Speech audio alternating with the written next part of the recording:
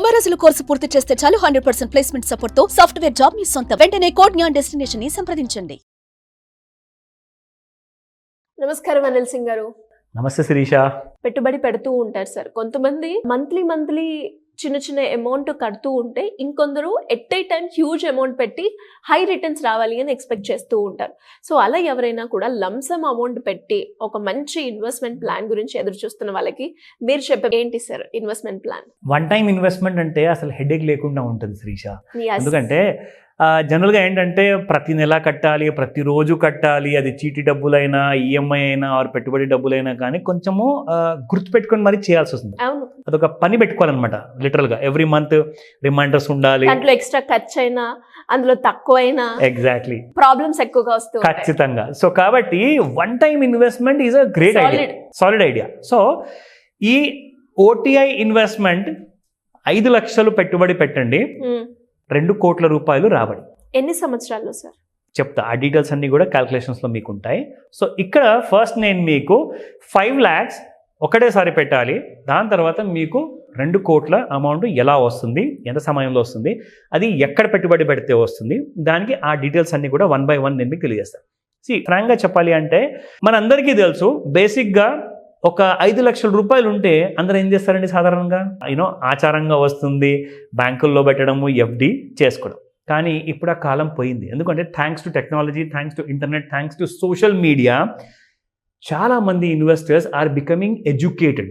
అంటే 145 కోట్ల జనాభాలో అందరూ కూడా 100% ఎడ్యుకేట్ అవ్వాలా, అవేర్నెస్ అనేది లేదు. అంతెందుకండి, మన 2 తెలుగు రాష్ట్రాల్లో కూడా మనం చూసుకుంటే ఇన్ని కోట్ల మంది జనాభాలో ఎంతమందికి ఐడియా ఉంటుంది నాకు చెప్పండి? అందరూ కూడా ఎఫ్డి నాకు ఐడియా ఉందన్నా అందులోనే పెట్టేస్తారు, లేదంటే చీటీ డబ్బులు కట్టుకుంటా ప్రతి నెల అంటారు. ఈ 2 తప్పితే ఇంకేది లేదు. ఎందుకంటే ఇలాంటివి కూడా మనకు బ్యాంకులో పెట్టుకుంటే ఎలాగైతే సెక్యూరిటీ ఉంటుందో అలాగా కొంచెం అంటే రిస్క్ అనేది మీకు బ్యాంకుల్లో కూడా ఉందండి. బ్యాంక్ ఎప్పుడైనా మూతపడింది అనుకోండి, డబ్బులు పోతాయి.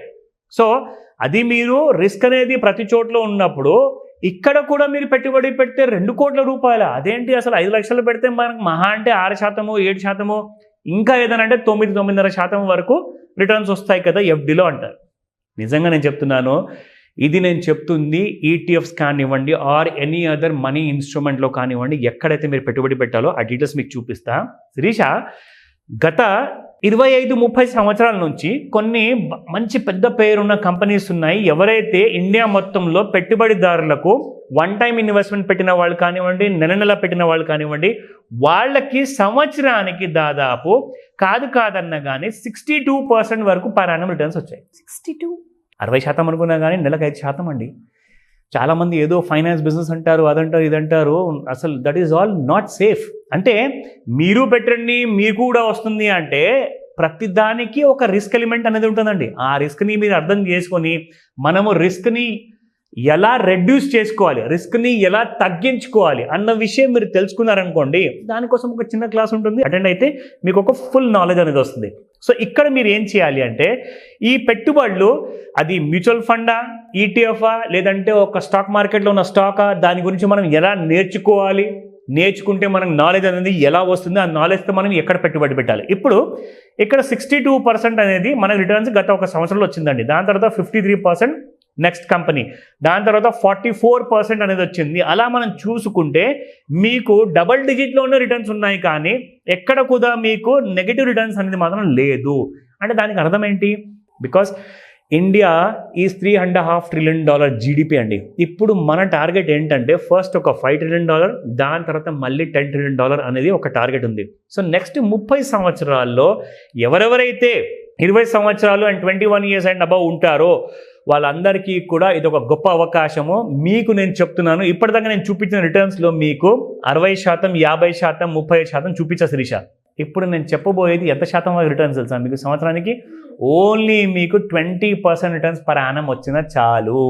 ఒక సంవత్సరానికి 20%. అక్కడ నేను మీకు 60, 50, 30 చూపించాను కదా, అది మనకు వద్దు. కనీసం 20 వచ్చినా మనకు కనీసము you will get after so many years 2 crores.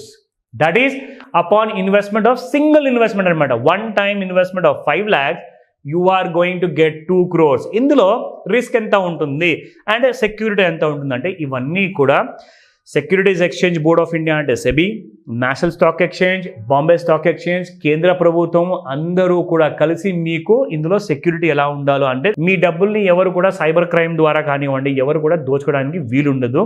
ఇది 100% క్లారిటీతో ఇన్వెస్ట్మెంట్ ఉంటుంది. మీ దగ్గర ఉన్న సేవింగ్స్ అకౌంట్ ఏదైతే ఉంటుందో అందులో నుంచి మీరు డబ్బులు ట్రాన్స్ఫర్ చేసుకొని మీరు హ్యాపీగా ఒక డీమ్యాట్ అకౌంట్లో పెట్టుబడి పెట్టుకుంటే దానికి మీకు రావాల్సిన రాబడి 5 lakhsతో 2 crores. Yes, that is also possible.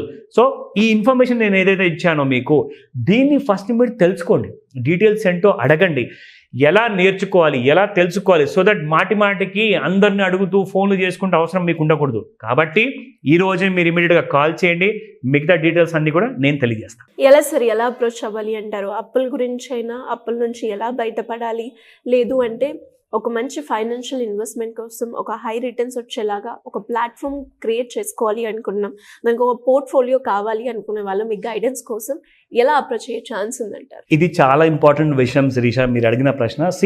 First and foremost ఏంటంటే బ్యాంకింగ్ సిస్టమ్ ఒక పెద్ద సముద్రం లాంటిది.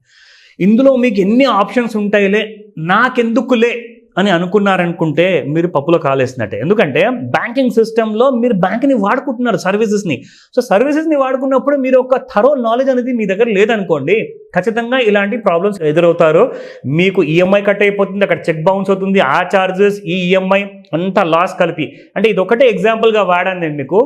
ఇలాంటి బ్యాంకింగ్ సిస్టమ్ గురించి మీరు నేర్చుకుంటే you will become a informed kind of a client అనమాట, ఒక కస్టమర్. ఒక ఇన్ఫార్మ్డ్ కైండ్ ఆఫ్ ఇన్వెస్టర్గా కూడా మీరు తయారీ అవ్వాలి అనుకుంటే ఇలాంటి అప్పులు మీరు తీర్చుకున్న తర్వాత, ఆర్ లేదంటే ఉన్నాయి అప్పులు కానీ ఎలా తీర్చుకోవాలి, సో దానికి ఒక డిసిప్లిన్ కావాలండి. You need to be customer friendly. ఎప్పుడైతే మీరు బ్యాంక్ అవుతారో మీ క్రెడిట్ స్కోర్ అనేది కూడా అప్పుడే పెరుగుతుంది. అలాంటి టైంలోనే మీకు లోన్స్ వస్తాయి. మీరు పెట్టుబడి పెట్టుకుంటే మీరు ఫ్యూచర్ ప్లానింగా, రిటైర్మెంట్ ప్లానింగా, పిల్లల ఎడ్యుకేషన్ కోసమా, లేదంటే కోట్లాధికారి కావాలి, ఒక next 10 years 20 years down the line మీకు ఒక టార్గెట్ ఉంది అనుకుంటే మీరు ఒక చిన్న సమయాన్ని కేటాయించేసేసి ఆన్లైన్ లేదా ఆఫ్లైన్లో క్లాస్ ఉంటుంది, అటెండ్ అవ్వండి.